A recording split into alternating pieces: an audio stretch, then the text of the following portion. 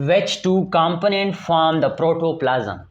कि आपको नीचे ऑप्शन गिवन है, 4 ऑप्शन है और हर ऑप्शन में फिर मजीद दो दो पार्ट से दो ऑर्गेनेल है और आपसे ये क्वेश्चन कर रहे हैं कि इन में से कौन सा ऑप्शन ठीक है जो प्रोटोप्लाज्म को बना रहे हैं। तो सबसे पहले आपको ये समझना ज़रूरी है कि प्रोटोप्लाज्म है क्या चीज़। आप सबको पता है कि फॉर एग्जांपल ये एक सेल है, सेल के अंदर ये न्यूक्लियस है, ये सेल है और ये सेल के अंदर न्यूक्लियस है। इस जगह को हम कहते हैं साइटोप्लाज्म। ये जो खाली जगह है सेल मेम्ब्रेन से लेकर न्यूक्लियर मेम्ब्रेन के दरमियान जो खाली जगह है उसको हम क्या कहते हैं, साइटोप्लाज्म, जो फ्लूइड फाइल स्ट्रक्चर है। और एक इस न्यूक्लियर मेम्ब्रेन के अंदर वाला जगह है जिसको हम कहते हैं न्यूक्लियोप्लाज्म। क्या कहते हैं, न्यूक्लियोप्लाज्म, मतलब जो न्यूक्लियस के अंदर खाली जगह है जहाँ पे क्रोमोसोम वगैरह पड़े रहते हैं उस जगह को हम न्यूक्लियोप्लाज्म कहते हैं। अब ये साइटोप्लाज्म और न्यूक्लियोप्लाज्म दोनों इकट्ठा होकर के, कंबाइन होकर के प्रोटोप्लाज्म बनाते हैं। क्या चीज बनाते हैं, प्रोटोप्लाज्म बनाते हैं। अब तो एमसीक्यू बस क्लियर हो गया। अब इसमें देख ले कि इसमें साइटोप्लाज्म और न्यूक्लियोप्लाज्म इनको देखना है। तो अब इस ऑप्शन में देखे, सबसे पहले ऑप्शन है cell wall and nucleus. Second option है, चलो सेल वॉल है और एक न्यूक्लियस है, ये तो नहीं है। एक सेल वॉल एंड साइटोप्लाज्म, ये भी नहीं है क्योंकि इसमें तो साइटोप्लाज्म नहीं है, इसमें साइटोप्लाज्म है लेकिन न्यूक्लियस नहीं है। अब इसको देखे, सेल वॉल भी है और प्लाज्मा मेम्ब्रेन भी है लेकिन न्यूक्लियस नहीं है इसमें। तो इसका करेक्ट ऑप्शन एक है न्यूक्लियस। न्यूक्लियोप्लाज्म नहीं है लेकिन न्यूक्लियस तो है ना, न्यूक्लियस है मतलब न्यूक्लियस के अंदर न्यूक्लियोप्लाज्म होता है। तो एक न्यूक्लियस और एक साइटोप्लाज्म, इसका मतलब है कि ये वाला ऑप्शन जो होगा ये करेक्ट ऑप्शन है। ये दो कंपोनेंट ऐसे कंपोनेंट है जो प्रोटोप्लाज्म को क्या कर लेते हैं, बनाते हैं। तो प्रोटोप्लाज्म को बनाने के लिए एक साइटोप्लाज्म और एक न्यूक्लियोप्लाज्म, और वो है ऑप्शन नंबर सी। इसमें दोनों आप न्यूक्लियोप्लाज्म, न्यूक्लियस और साइटोप्लाज्म। ये कि the oxidation of one NADH2 yields, कि जब आपके पास एक NADH2 है, क्या है, एक NADH2 है, जब उसका कंप्लीट ऑक्सीडेशन हो जाए, ऑक्सीडेशन का मतलब कि उसमें वो वाला NADH2 इलेक्ट्रॉन ट्रांसपोर्ट चेन में उसका कंप्लीट ऑक्सीडेशन हो जाए, मतलब उनसे इलेक्ट्रॉन लूज हो जाएंगे, मतलब ऑक्सीडेशन रिडक्शन उसके हो जाएंगे, कंप्लीटली ब्रेकडाउन हो जाएंगे। तो उनकी वजह से कितने ATP बन रहे हैं, 8 ATP बन रहे हैं, 3 ATP बन रहे हैं, 2 ATP बन रहे हैं या 4 ATP बन रहे हैं। तो कुछ किताबें ये कह रहा है कि उनमें से 1 NADH2 से 2 ATP बन रहे हैं। जब एक NADH2 की कंप्लीट ऑक्सीडेशन हो जाएंगे तो उनसे 2.5 ATP बन रहा है। लेकिन FEC का जो कोर्स है उसमें ये लिखा है कि 1 NADH2 से 3 ATP बन रहा है। कितने ATP बन रहा है कि जब एक NADH2 का कंप्लीट ऑक्सीडेशन हो जाए तो इनसे 3 ATP बन रहा है। अब इनसे एक और तरीके से MCQs बन सकता है कि फॉर एग्जांपल आपको कह दे कि आपके पास 3 NADH2 है, जब इनका कंप्लीट ऑक्सीडेशन हो जाए तो वो कितने ATP पैदा करेगा। तो आप सबको पता है कि एक कितने पैदा करता है, 3, तो 3 कितने पैदा करेंगे, तो 3 ज़रबे 3 कर लेंगे तो 9 ATP पैदा करेंगे। तो कितने भी पैदा, MDCAT 2024 के ribosome are attach to messenger RNA why, कि राइबोसोम जो होगा वो मैसेंजर RNA के साथ अटैच होता है। किस चीज के साथ, कौन से आयन के साथ ये अटैच होता है। राइबोसोम आप सबको पता होता है कि राइबोसोम एक ऑर्गेनेल सेल के अंदर प्रोटीन सिंथेसिस कर लेता है, मतलब प्रोटीन मशीनरी होता है। और ये प्रोटीन इसी तरह तैयार कर लेता है कि जब उनके पास, राइबोसोम के पास मैसेंजर RNA अटैच हो जाते हैं और वो क्या कर लेते हैं, अमीनो एसिड का एक स्पेसिफिक न्यूक्लियोटाइड, अमीनो एसिड के एक स्पेसिफिक सीक्वेंस को क्या करेगा, आगे एनकोड कर लेगा, उससे प्रोटीन बनाएगा। अब ये फॉर एग्जांपल एक राइबोसोम है और राइबोसोम के 2 यूनिट होते हैं, एक लार्ज यूनिट और एक स्मॉल सब यूनिट। इसके दरमियान में फॉर एग्जांपल ये मैसेंजर RNA है। अब क्वेश्चन ये करता है कि ये राइबोसोम और मैसेंजर RNA आपस में कौन से आयन की वजह से, आपस में कौन सी आयन की वजह से अटैच होते हैं। तो इनका करेक्ट ऑप्शन जो होगा, सोडियम नहीं है, नॉन ऑफ दीज नहीं है, पोटाशियम नहीं है, तो इसका एग्जैक्ट ऑप्शन मैग्नीशियम आयन की वजह से ये दोनों स्मॉल यूनिट। इंपॉर्टेंट MCQs है, इस एक MCQs के अंदर आपके 3-4 और MCQs भी क्या हो जाएंगे, क्लियर हो जाएंगे।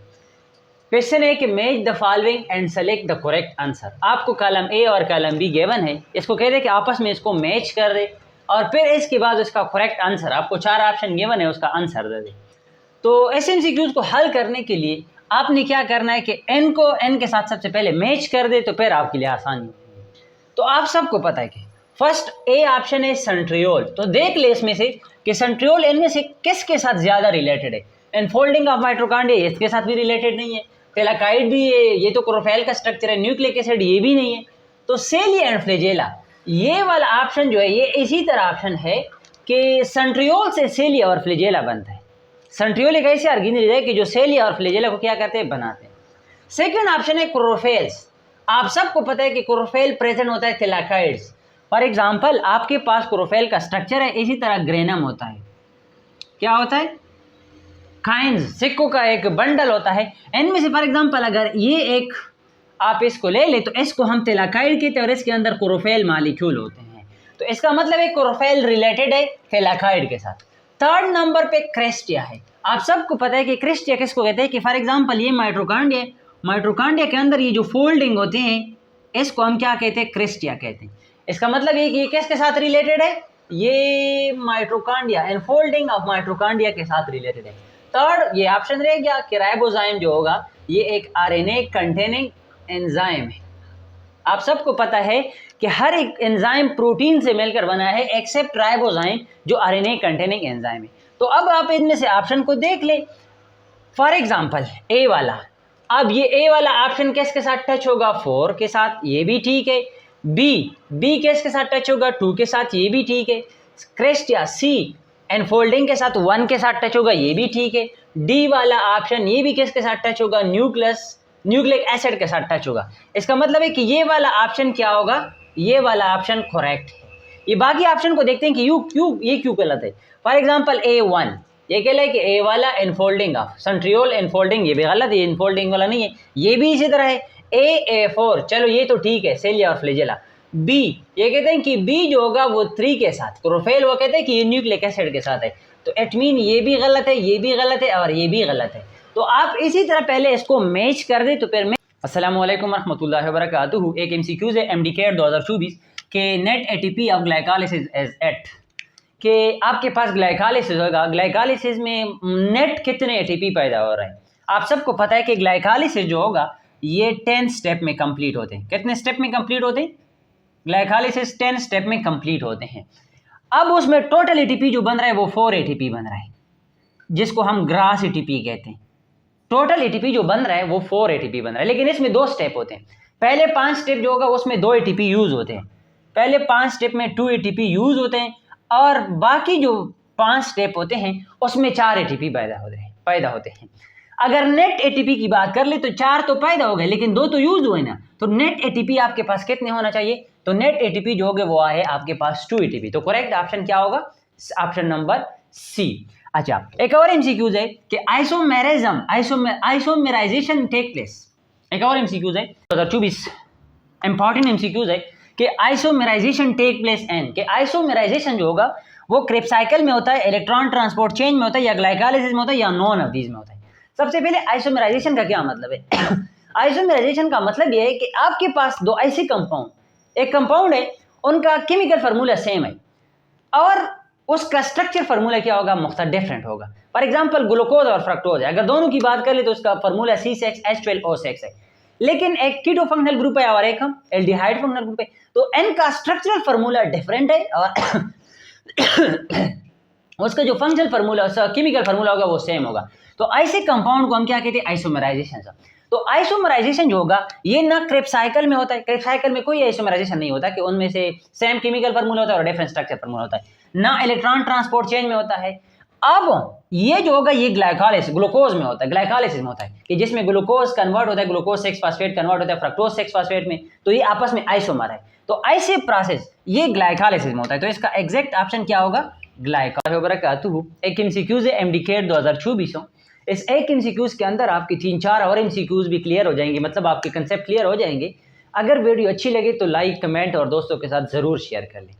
अब MCQs है which part of the stomach open into the first part of small intestine, cardiac, fundic, pyloric and none. कहते हैं कि आपके पास फॉर एग्जांपल एक स्टमक है कि वो स्टमक जब अपना खुराक स्मॉल इंटेस्टाइन को देता है, वो कौन सा जंक्शन है या वो कौन सा पार्ट से स्मॉल इंटेस्टाइन स्टमक का जो खुराक क्या किसको देता है, स्मॉल इंटेस्टाइन को देते हैं। फॉर एग्जांपल आपके पास डाइजेस्टिव सिस्टम होता है जो माउथ से स्टार्ट होकर NS पे खत्म होता है, माउथ, फेरेक्स, एसोफेगस, स्टोमक, इसी तरह स्मॉल इंटेस्टाइन और लार्ज इंटेस्टाइन। फॉर एग्जांपल ये एक स्मॉल इंटेस्टाइन है और ये एसोफेगस है और ये एसोफेगस, ये स्टोमक है और ये स्मॉल इंटेस्टाइन। आप सबको पता है कि फॉर एग्जांपल माउथ से जब खुराक आ रहा है ना, माउथ से खुराक आ रहे हैं, तो यहाँ पे जब एसोफेगस से ये स्टोमिक में एंटर होता है ना, तो एक जंक्शन होता है यहाँ पे, उस जंक्शन का नाम है कार्डियक स्पेनेक्टर। उस जंक्शन का नाम है कार्डियक स्पेनेक्टर। कार्डियक स्पेनेक्टर एक ऐसा जंक्शन होता है कि जो एसोफेगस से अपना खुराक स्टोमिक को देता है। ये स्टोमिक में एक बार खुराक एंटर हो जाएंगे तो दोबारा उसको क्या कर लेता है, एसोफेगस की तरफ नहीं छोड़ देते हैं। अब खुराक आ गया स्टोमिक के अंदर, स्टोमिक के अंदर उसका मैकेनिकल और उसका केमिकल डाइजेशन हो गया।